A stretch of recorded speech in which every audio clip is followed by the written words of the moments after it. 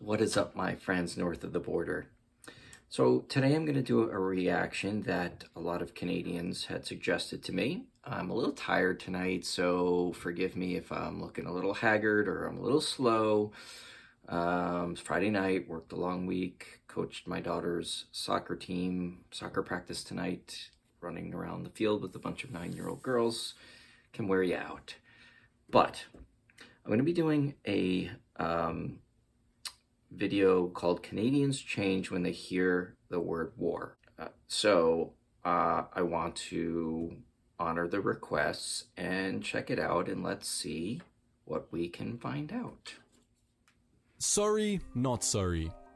While Canadians are nowadays subject to the stereotype of hockey-loving, maple syrup-chugging, overly polite potheads, their wartime stereotypes in the First and Second World Wars had their enemies trembling in their boots and making a hot mess in their trousers. It's as if, when the Canadians hear the word war, their insatiable desire for maple syrup and Canadian beer turns into an insatiable desire for blood. In saying that... It's obviously not a Canadian who's narrating this, but it isn't just a stereotype. It is true that the enemies of the Allies in both world wars were afraid of Canadians and had a certain viewpoint that they were fierce soldiers for reasons that I guess this video will explore. Let's get to it. However, they didn't always rush enemy positions with bayonets, meat cleavers, and spiked clubs, but were some of the most well-trained and formidable soldiers on any front in any war. Right. In this video, we're going to explore Canadian wartime reputation, keeping our scope focused on World War II and the heroic feats of individual Canadian soldiers World War I as well.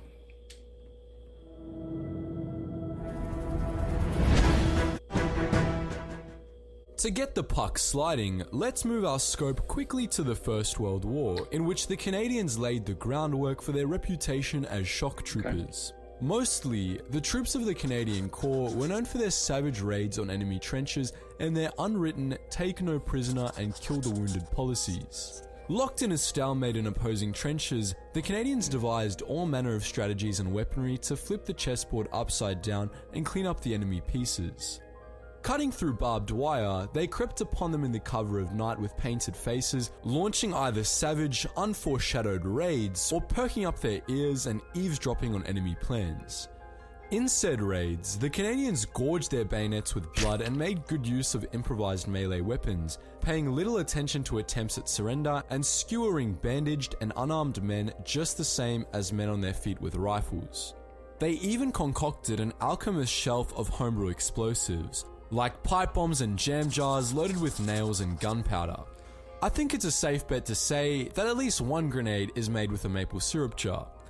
There are also tales of Canadian troops using temporary truces, like on Christmas Day, as a chance to catch their enemy with his stockings on, sending him grenades instead of Christmas ham, and bullets through the brain instead of season's greetings.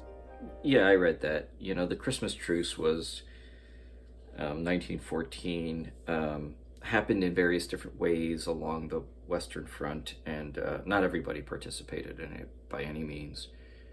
From what I understand and what I've read before, by and large, the Canadian units didn't. Now, it could be argued that Canadians were acting out of vengeance, but couldn't that argument be used to justify most atrocities in most wars? Canadian Lieutenant R.C. Germain's letter home to his parents makes the revenge excuse about as clear as the sap from a freshly tapped maple tree. After losing half of my company, This guy's loving the maple syrup trope. There, we rushed them, and they had the nerve to throw up their hands and cry "camarade." All the camarade they got was a foot of cold steel, while I blew their brains out with my revolver. Despite being a little stab happy with enemy soldiers, Canadian troops were known for being quite, as we contemporary folk have come to expect, polite to civilian populations. Well, that's important. Look, you know, the Canadians saw World War I was horrible. All war is horrible, but that trench warfare on the Western Front was just utterly inhumane. And war is hell, you know, we can't glorify it. And so when you're in units like the Canadians were that saw pretty horrific warfare, and you see your comrades dying and being killed by enemy soldiers, it's only natural and human to build up some animosity towards the enemy, and that might manifest itself in the ways that they're talking about here. That's not to say that although maybe individuals in war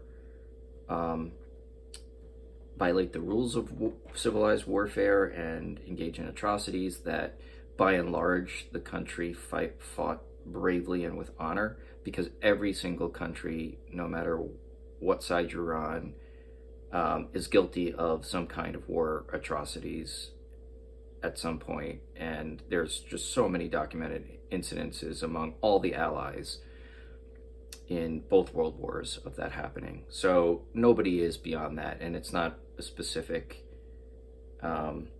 criticism of Canadians specifically. I'm not sure if that's what he's trying to do here or making light of the situation, because this video is sort of serious, but yet he's trying to be funny because it's entertaining. So let's continue and see where this goes.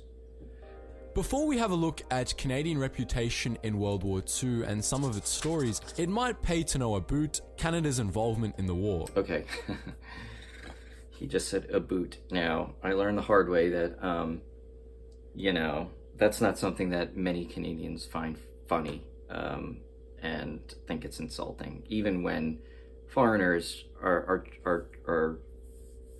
maybe just joking around. So, sorry for that, guys. Canada waited until the 10th of September 1939 to declare war in Germany because it didn't want to follow Britain like a Commonwealth sheep. It took Canada until the 11th of June 1940 to declare war on Italy and the 7th of December 1941 to declare it on Japan. You could go to Granger.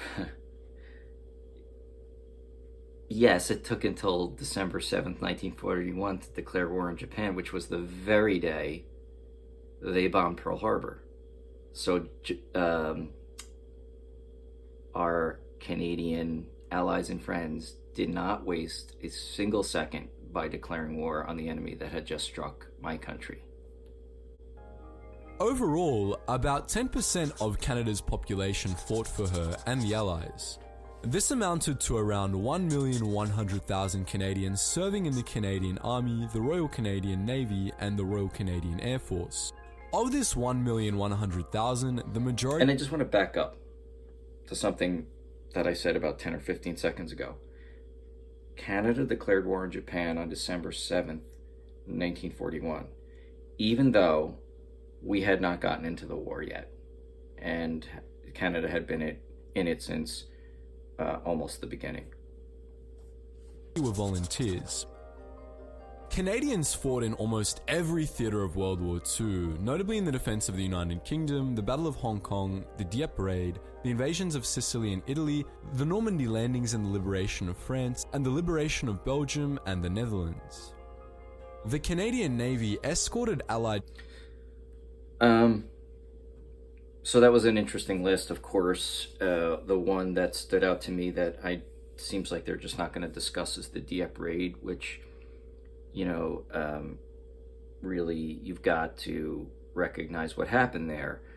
In, I think, February 1942, so the United States had declared war already and was in the war, and we had agreed with our Canadian and British allies that we would engage in a Europe First policy. It would obviously take us time to mobilize and get over there, and our first test in war from the United States was in North Africa, but it was clear that we were going to all together have to invade Fortress Europe, and Stalin was putting a lot of pressure on the Allies to open a front on the West, and so the British planned a raid on Dieppe, France,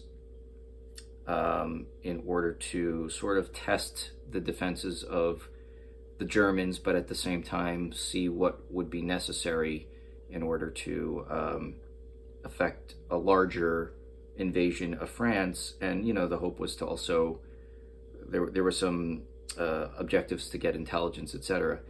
it went badly, and the Canadian infantry were the main thrust of the raid, and they lost a ton of soldiers in that raid, and not really achieving the objective. But what it really did was give invaluable experience to know what to do and what not to do when we ultimately would be invading Fortress Europe, and that led to the creation of the Mulberry Harbors that became necessary in order to effect the landing. So those Canadian lives that were lost in the Dieppe raid were not in vain. That it was essential for us to be able to, all of us, to be able to eventually have a successful landing at Normandy. And that should not be overlooked. Ships across the Atlantic and maintained a high presence in the Pacific Ocean, and pilots from the Canadian Air Force flew under the wing of the British Royal Air Force. German submarines sunk Canadian naval and merchant vessels in the water of Canada and Newfoundland and attacked the loading pier at Bell Island. And the Japanese also attacked a lighthouse on Vancouver Island, though little else occurred in Canadian waters or on mainland Canada. Didn't know that last little bit Of the trivia. military operations in which Canadians were involved, their ferocity and inventiveness stood out in the Battle of Ortona, the Normandy landings, and the liberation of Belgium and the Netherlands. I assume they're going to at some point talk about Leo Major. Through the medieval streets of Ortona, Italy, the Canadians and Germans engaged in brutal room-to-room, hand-to-hand fighting, with the Germans eventually having to withdraw.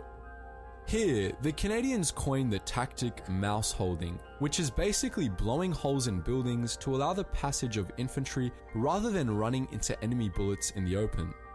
In the D-Day landings, the Canadians landed on Juno Beach, the second most resisted beachhead besides Omaha. The Canadians penetrated further inland than anyone else, coming up against some of the strongest units in the German military. In Belgium and the Netherlands, the Canadians spent thousands and thousands of Canadian lives to drive the Germans back and get food to the starving civilian populations. They even shared rations with civilians and gave them blankets.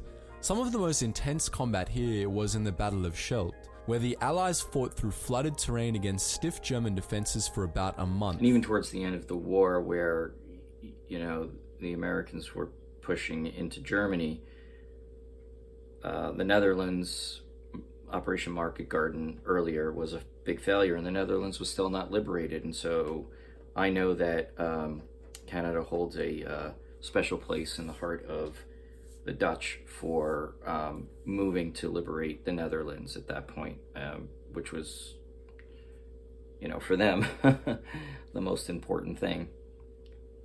And that's where Leo Major's story comes the into Canadians play. more than 6,000 casualties. But I only know a little bit about it, sadly. This latter I triumph, hope to learn more particularly right the now part about getting food to the starving Major. civilians, is certainly keeping with Canadian tendencies in the First World War, though the following atrocity paints a bit of a different picture. Canadian Lieutenant Colonel Frederick E. Wiggle was shot dead on approach to the town of Frieseuter, Germany, and a rumor spread that it was a civilian sniper from that town who shot him. Back on that revenge train, the Canadians burnt down the entire town, apparently moving its citizens onward before setting their homes on fire. It was discovered later that Wiggle was shot by German soldiers. Now, the intent of emphasizing Canadian brutality in World War I and mentioning the Frieseuter incident is not to take away from Canadian bravery in either world conflict. Like I said before, Canadians were some of the most well-trained and formidable soldiers on any front in any war. And I think the best way to communicate that is to share some stories involving some of the most heroic Canadian soldiers in World War II. Good. On the 14th of December 1943, Canadian Captain Paul Triquet and his company, supported by an armoured squadron, tried to cross the gully and take the Casa Berardi, a hamlet on the Orto Orsona lateral, Italy. Under heavy machine gun and mortar fire, Triquet ran around organising and inspiring what remained of his men, saying, "There are enemy in front of us, behind us and on our flanks. There is only one safe place. That is on the objective," before charging forward and breaking through the enemy line. Triquet's company and the supporting tank squadron pushed right up to the edge of Casa Berardi, where he set up defenses and fought off a tank-supported German counterattack with whatever weapons he could find. He held the defensive perimeter against superior numbers until the rest of the battalion came in and relieved the company. Triquet's utter disregard of danger, his cheerfulness and tireless devotion inspired his men, and his tactical skill and leadership facilitated the capture at a vital point on the Ortona-Rossona lateral. On the 18th of August 1944, Canadian Major David Vivian Currie was in command of a force. These last names, Triquet and Currie, are these both Quebecois? Are they both French Canadians? Of tanks, self-propelled anti-tank guns, and infantry. His task was to block an escape route from the Falaise pocket in the village of Solember-sur-Divers, Normandy. Currie went in alone to scout German defenses and to free the crew of 2 Allied tanks which were previously disabled. Never really thought about this before, but just having said that, it must have been very useful to have French-Canadian soldiers to be able to communicate with the French resistance and the French civilian population during the campaign to liberate France. Fire, he succeeded. The Germans then kept throwing counterattacks at Currie and his men until on the 20th, one final German counterattack was thwarted by Currie, costing the Germans some 2,900 casualties. Throughout these 3 days of intense combat, Currie displayed gallant conduct and a contempt of danger and collected and inspired his men. One of his officers said, "We knew at one stage that it was going to be a fight to the finish, but he was so cool about it, it was impossible for us to get excited." Over the 3 days, Currie barely got an hour's sleep, and when it was over, he fell asleep standing and then crashed to the ground. Currie's courage and devotion to duty had a far-reaching effect on the successful outcome of the battle. Oh, here's Leo Major. French-Canadian Corporal Leo Major was also in Normandy. Oh, I didn't know he was French-Canadian either. Leo Major just sounds English. Where he captured a German armored vehicle which held secret codes and lost an eye to a phosphorus grenade. He stayed in service, saying that he looked like a pirate. However, it wasn't in Normandy where Leo earned his first Distinguished Conduct Medal, but in the Netherlands in 1945. Actually, before we go there, Leo single-handedly captured 93 Germans in the Battle of Scheldt. When out on a solo reconnaissance mission in 1944, he escorted all 93 of them back to his camp, where he would not accept a DCM because he considered the person awarding it to him to be incompetent. Back to 1945 and the real DCM. After breaking his back, ribs, and both ankles when the car he was in was hit by a landmine, Leo went on a recon mission with a friend in the city of Zwolle. His friend was killed, so Major continued alone, capturing a German soldier, making the soldier take him to his officer, who was in a bar, and then telling that German officer that the Canadian artillery was going to shell and kill them all. Leo then ran through the city, firing his gun and lobbing grenades, fooling the Germans into thinking the Canadian army was invading. All through the night, Major brought captured German troops back to his camp, resting in civilian houses whenever he needed to catch his breath. He then set a Gestapo HQ on fire and assaulted a Nazi SS HQ before meeting with members of the Dutch resistance and informing them that he had liberated the entire city by himself. I've got to say, that last one is pure insanity. What an absolute machine. Yeah. Overall, based on the available evidence at least... So that was, a very general overview of what Leo Major did. And I kind of knew all that, but I know that there's some specific videos that cover in much more detail what happened there, and I would like to enrich my basic knowledge of that at some point in the near future. I think Canadians in World War II abandoned their unofficial take no prisoner and kill the wounded policies of World War I. Obviously, this is a generalization, and the Frieseuter incident certainly demonstrates that they were at least capable of unjust violence. Though there is no comparing the deeds of the Canadians to, say, the Germans, the Japanese, and the Soviets. As evinced by the stories of Paul Triquet, David Currie, and Leo Major, Canadian courage and formidability was in no short supply, and I believe modern-day Canadians should be proud of how the Canadian military cleaned up their act after World War I and made such a brave and significant contribution to an Allied victory in the Second World War. Anyways guys, make sure you let me know your thoughts on Canada and some of the super soldiers we mentioned in the last bit of this video in the comments section below. And just...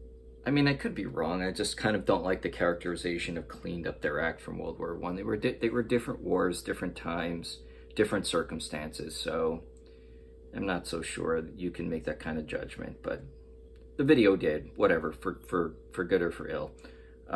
It was still a good video, and I did enjoy it. And some of the stereotypes notwithstanding, I'd love to know what you Canadians think of it. And you know, it was recommended by a bunch of you, you know, so I would love to see in the comments what you think, and whether there's more to the story that you'd like to impart so that I can continue my journey of learning about Canada. I feel like I've learned so much in the last 2 weeks. Again, you know, these factoids about the World War, I knew a lot more than I did about the domestic and political development in Canadian history, which is something I'm really exploring further. So, you know, thank you very much. One little bit of trivia I'd like to tell you guys about, if you don't know already, and maybe you do. You know, obviously the United States had a very strong isolationist policy in the beginning of both World Wars, but it carried further into World War I and took longer for us to get into the war.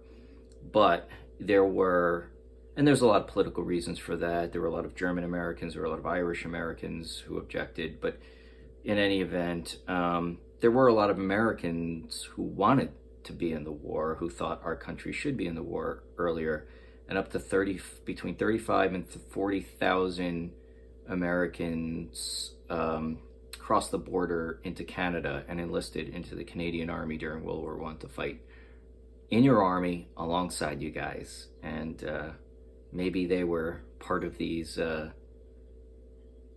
storied histories of these Canadian divisions, at least a small part, fighting alongside their Canadian brothers under your flag and in your uniform. Just thought it was a cool bit of information to leave you with. So peace, and I'll see you soon. Thank you for watching.